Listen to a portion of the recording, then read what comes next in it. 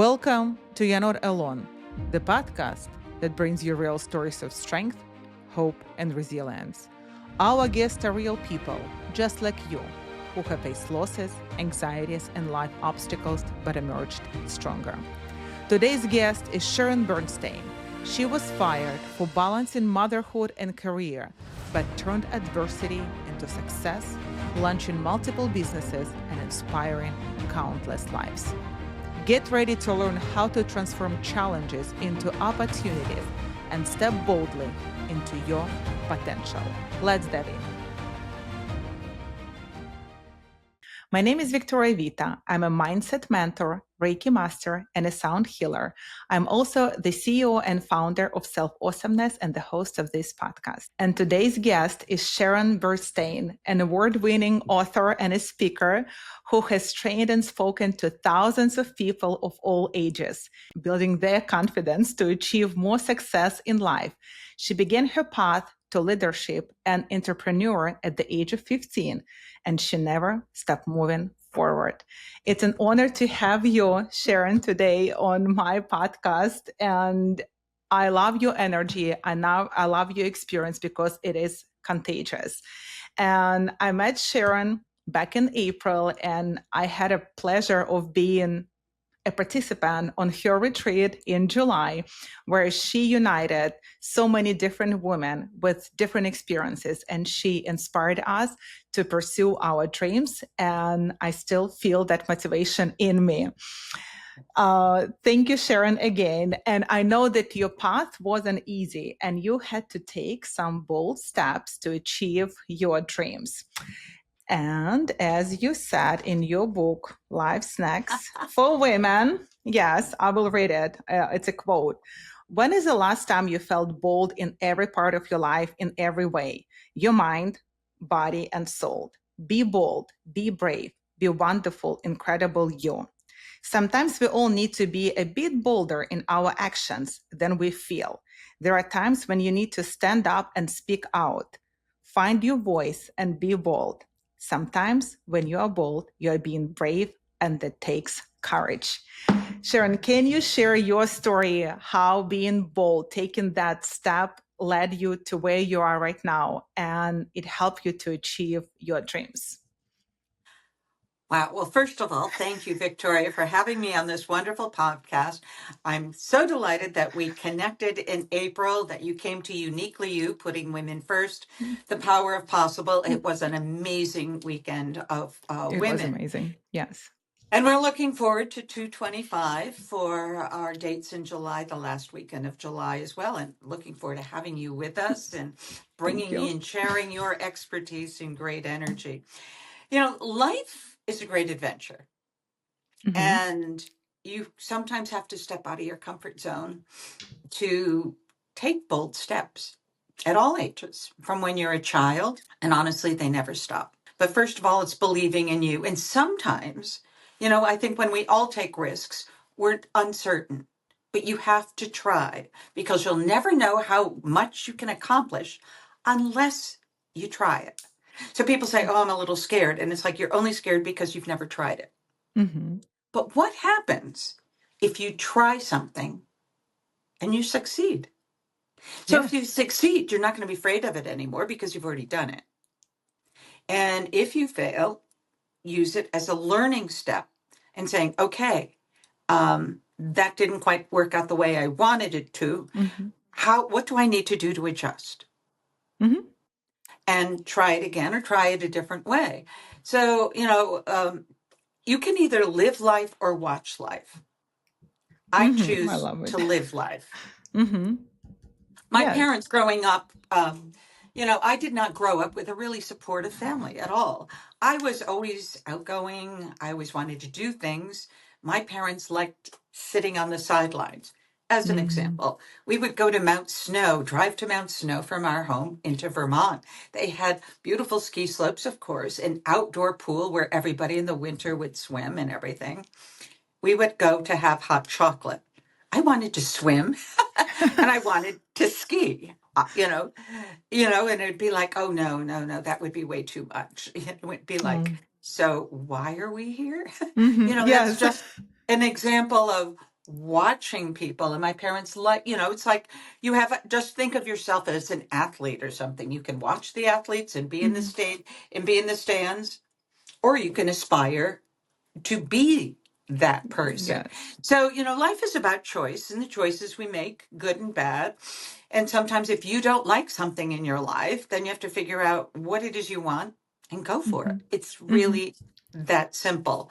Sometimes it's not that simple, but I mean, it is that you just have to be brave Mm-hmm.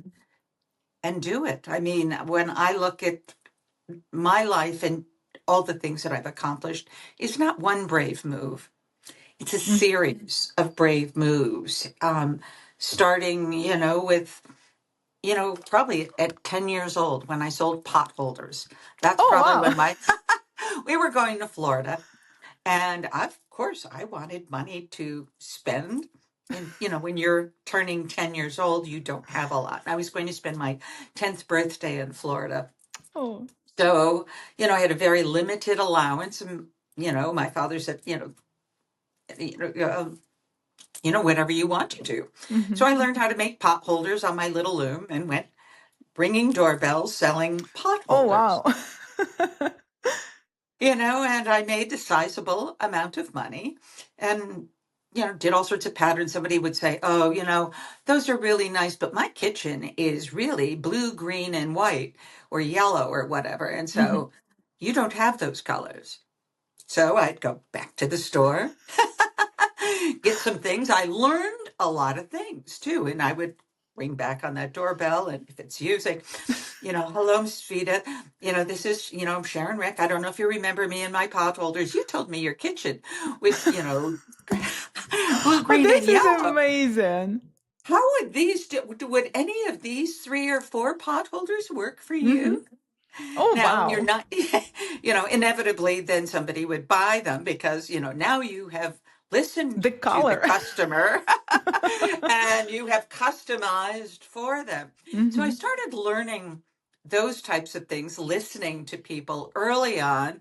And if you want something, but customer service and Mm-hmm. developing those types of things and following up and saying, well, how, and she'd say, well, these are lovely. And it'd be like, when should I stop back? And Yes. they would inevitably, so I learned without knowing I was learning sales, marketing, and PR. A lot of those skills, Mm-hmm. they just seem to come just from conversations and And listening. natural, maybe it's in you, so it came natural, it looks like, for you. So it was So in you.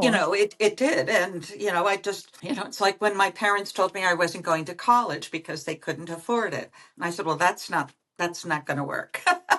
I'm going to college. Mm-hmm. And, so it's a longer story, but I paid my way through college. I had a wonderful What did you college. do? Just curious. So I think that will be inspiring for some people to know. Well, I applied to a number of colleges. At the Mm-hmm. time, National College I was looking at education, and I did teach for 6 years. I'm a tenured teacher. I've also been a professor, amongst my other things that I have done in life and companies that I've owned. That was the number 2 education school. It was at Evanston, Illinois. Now it's grown. It's National Loomis University, but it was the Wow. number 2 next to Columbia at that time. And they'd accepted me, gave me a very lovely scholarship. And the dean called one night, happened to be around our dinner time, because they were in Mm-hmm. Evanston, Illinois. And my father quickly took the phone and said, she's not coming. We don't have money for college, forget about it. So that didn't sit well with me. Obviously, there were probably some tears. There were tears. That was the I'm first sure. time I ever lost my temper with my parents. And I frankly stood up. And this was like at a dinner table and said, honestly, I said, I'm not sure why you bothered to have me. Oh, I wow. said, I really don't fit in this family. It's very evident that, I'm outgoing. I like doing things. I was a cheerleader. I was active in student council, lots of different things. And I said, I am going to teach and I am going to college with your help or without your help. But, Wow. and I stepped up and walked out of the room. I'd never done anything like that. So the next day, of course, I went to school, went to my cheerleading advisor, who I was close to, and said, Miss Legacy, this is what happened. I said, I really want to go there. And of course, back then, this is all before cell phones, long distance calls were expensive. Yes. And in a school districts, you can't just dial a Mm-hmm. line and get out. So we had to get permission from the guidance counselor and the principal, who all knew my plan and whatnot. Mm-hmm. She got permission. I got the dean back on the, in admissions on and said, I'm coming. I will figure out a way. Thank you for the scholarship, whatever work study program I can do. I'll get outside jobs. And I did, and I graduated with honors, and it was the Oh. perfect place for me. But I learned that, in that summer after high school graduation, I worked in a resort town. Actually, I worked in Lake George, Oh. all through undergraduate Beautiful school. place. Yes. And so I decided that if I was going to pay for my education, I was going to get a job Mm-hmm. where I could learn more about people, life skills, have fun. I mean, being on a lake isn't a bad Yes. place. If you're working, do you want to be in the middle of a store somewheres, or do you want to be on a lake? Whether you're Yes. working, and of course Yes. I worked inside, but still had the Mm-hmm. lake at the end of the day. So I've learned a lot of lessons, and they've been different ones. And those are lessons, finding my voice. Those were the first Mm-hmm. lessons, I'd say, Victoria, on finding my voice. My There are voice. many other lessons. Yeah. Yes. And I think you talked about it in your book as well, by the way. I read your book. So you said you were talking about the courage as well. And I think it was powerful that you stood up, and it wasn't probably easy for you, right, to say something to your parents and just do something without their permission, right, on your own, looks like. It was the first time, there are probably about 7 to 10 people who have been monumental in changing my course and Mm-hmm. expanding my life through the years. And it's a nice exercise. And for everybody listening to your wonderful podcast, I strongly suggest, maybe figuring where you want to go, what you want Mm-hmm. to do, but also thinking about the people and Mm-hmm. pivotal points that changed Mm-hmm. your life or the direction. What Yes. gave you said, like, uniquely our women's retreat gave you the courage to Yes. create your Yeah. podcast. Yes. Yes. That's the And you gave story. yourself permission to do Yes. that. So lots of times it's giving yourself permission. Permission. Yes. Give Yes. yourself permission to do it and to try. You'll never know how much you can accomplish in life until you Try. try. Yes. And you're a great example of it. And you also said in your book, I like little candies actually in the book here on the top. Thank you. Build yourself up to be around positive people. And I think those were your people who helped you to go Mhm. and to help you to go to college and supported you.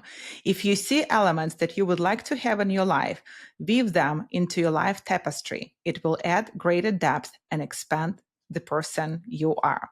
And I think building that connection and having those people around you, this is what you've been talking about in our retreat as well. It's fundamental to feel supported and have support from somebody else when you need it, especially like in those times when you probably didn't know what you can do in college, right? So it's been all new to you. Absolutely. And, and I decided I was going to graduate at the top of my class, which I did. And I graduated a semester early, by the Oh, way. wow. So, Very impressive. so Yes.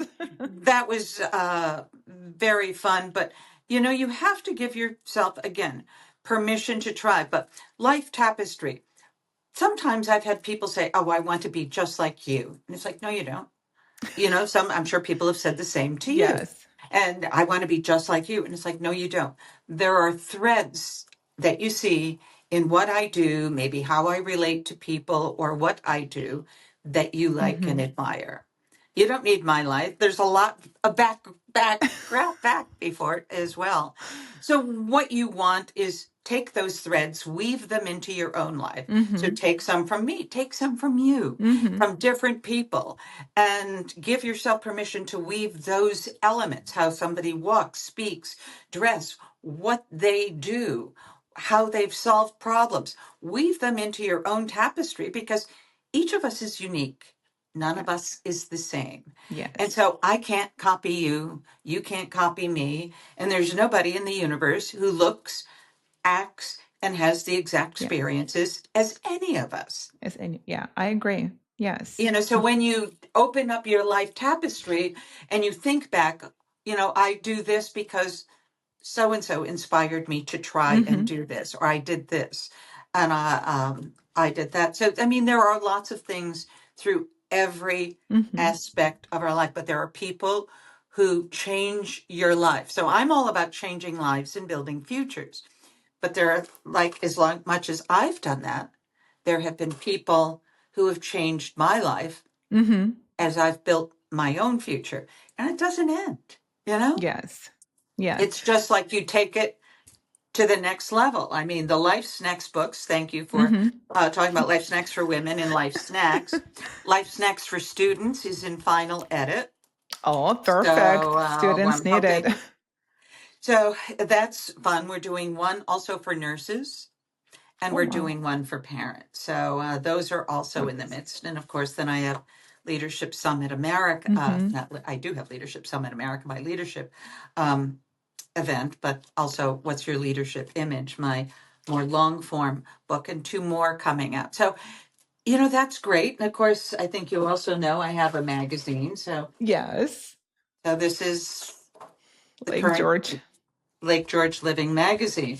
And that almost caused a divorce. So your husband was against it? Yeah, when I went to start Lake George Living, which kind of became, started because I'm a motivational speaker. And after 2020, speaking had dried up. Now Yes. I'm speaking all over the world again, which is great. But I don't do well with boredom. So I was looking out, reading a magazine on our dock on Lake George. We have a house in Hague. And so there's no lifestyle magazine about Lake George. Mm-hmm. So I took a page right out of literally my own book, Find a Niche and Fill It. And so I thought about it in the fall, mentioned it at Leadership Summit America, which I didn't intend to do. And then after the holidays said, let me go back to that magazine thing. So it was February 1 when I decided mentally to commit to do that with a launch date of June. And let me tell you, it's a lot of organizing. It's a lot of Mm-hmm. money. There's a lot of everything to get done. And I did it. But my husband could not have been more negative, which is not my husband's normal way. And, what if you fail? What if you do this? And, why are you doing this at this stage of your life?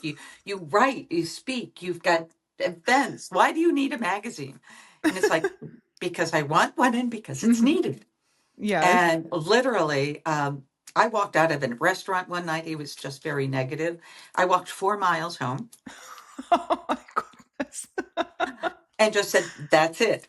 Somebody asked me also, we've been married, by the way, 39 years. Somebody asked me Oh, this recently, what is the success of your marriage? And I said, that's easy, 2 houses. Okay, everybody take that advice into consideration. Then for our anniversary in 2022, it's on my wall here in the office. Otherwise, I'd bring it to you.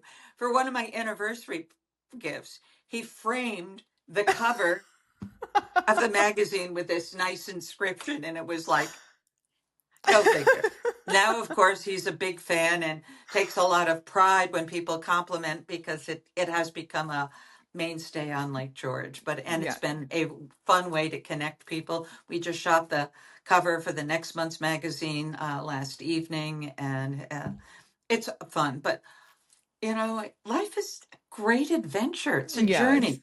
I encourage everybody, get out, live your best life, try new things, and contact Victoria and tell her all about all the great things that you are doing because of the inspiration you have gotten from everybody's stories by listening to your podcast. Thank you, Sharon. Thank you. I have a question also for you. So you mentioned that your husband was against launching your book, right? Publishing, not the book, the magazine. Um, it didn't stop you, right? You still pursue your dreams. And I'm sure you faced a lot of obstacles during your whole career journey from becoming, you were a teacher and then now you're a speaker. You inspire people of all ages. I know that you speak at colleges, at schools, and you teach and educate our younger generation. So how did you face those challenges, those obstacles, and what helped you to keep going and keep that motivation going? Well, I'm going to back up a little bit. I've done many things. I took AT&T through the divestiture. I met Richard during that time. And Richard has been overall a very, very supportive husband. I'm going to give you a big example. I spent a number of years. The big question is, how did you start your businesses and why did you start your businesses? I was C-suite with a major international insurance conglomerate after Richard and I married, because I moved back from Connecticut to New York. My husband's an attorney, and a very good one at that. As is our daughter and our son-in-law, and we have a very close family. When I had Alexandra in 1989, I was making six figures, which was a lot. At that point, I was vice president of corporate communications for a large insurance conglomerate. And I was the only woman vice president. None of the other vice presidents' wives worked, and they liked it that way. So let me just tell you a little bit about the environment. The only person I reported to was the chairman of the board. 3 months, I took probably 2 weeks off when I had Alexandra, and then started working my way back in after I delivered. I also had my appendix out the day I delivered, but that's a whole other story. To make a long story short, during that time of my very brief maternity leave, I received a $10,000 raise. I received more stock, and I received an update of my company car. And the reason I say that, that's all very good. About 3 weeks after I came back, I got a call one day to get over to the chairman of the board's office right away. Okay.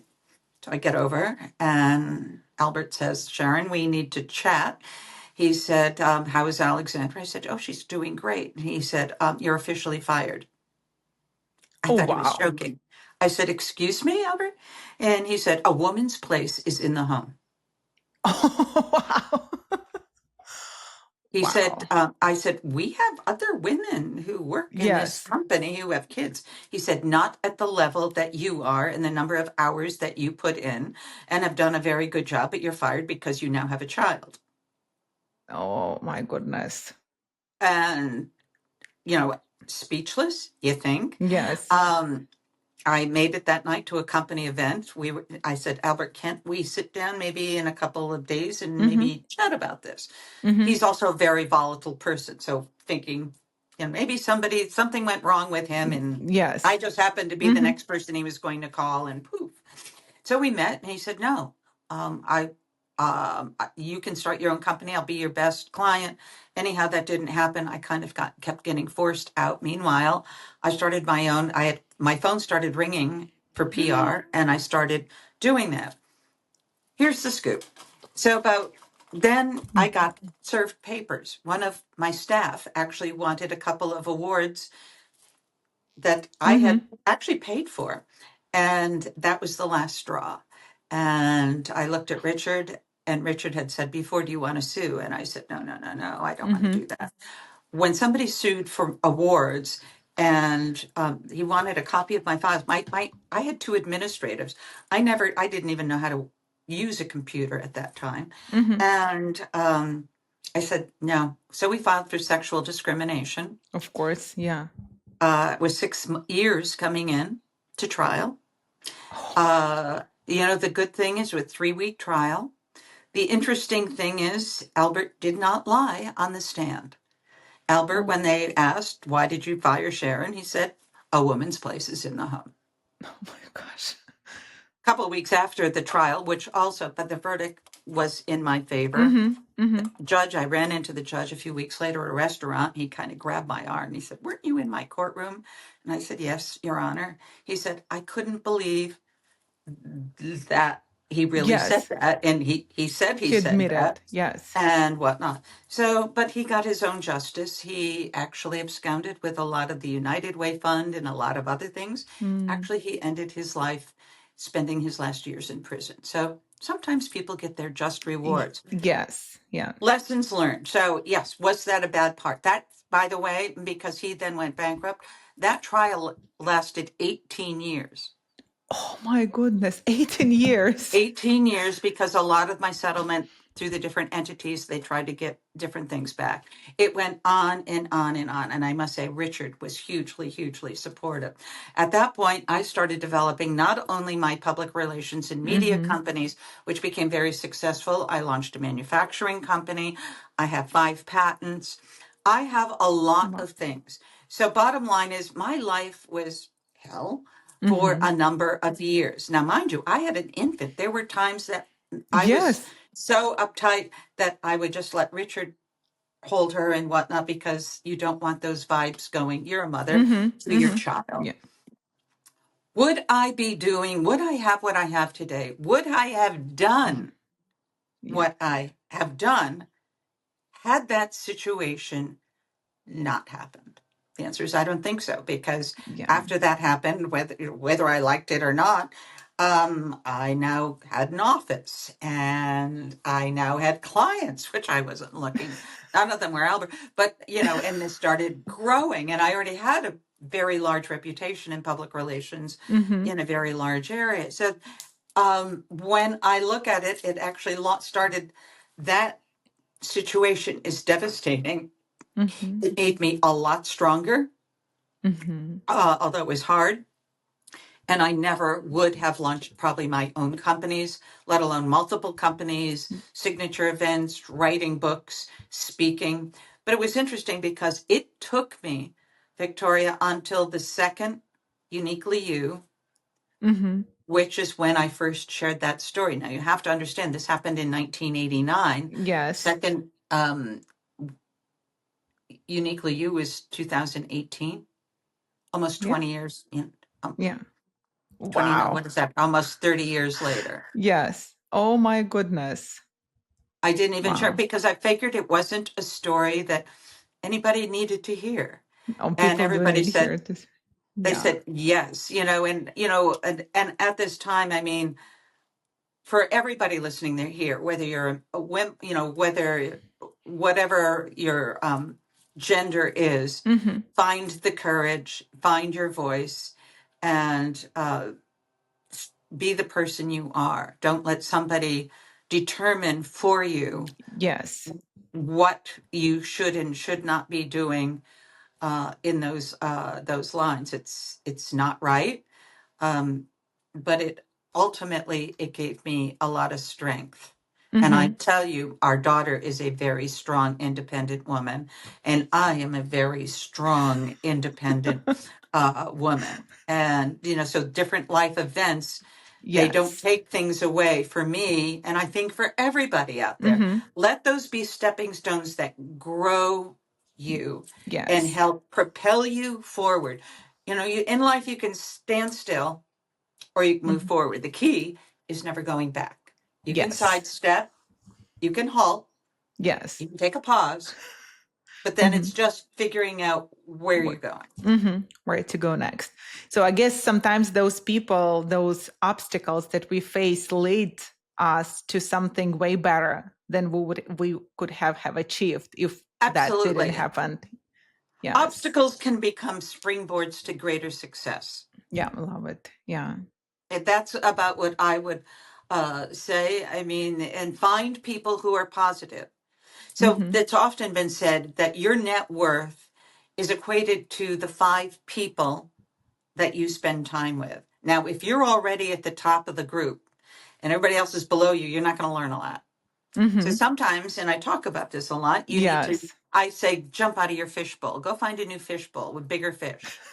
It's a little uncomfortable when you jump out of the fishbowl. It Yes. doesn't mean those other fish aren't still your friends, but you need more inspiration. You need Mm-hmm. other people who are going to pull you along and say, hey, I've got you. Let's go. Yes.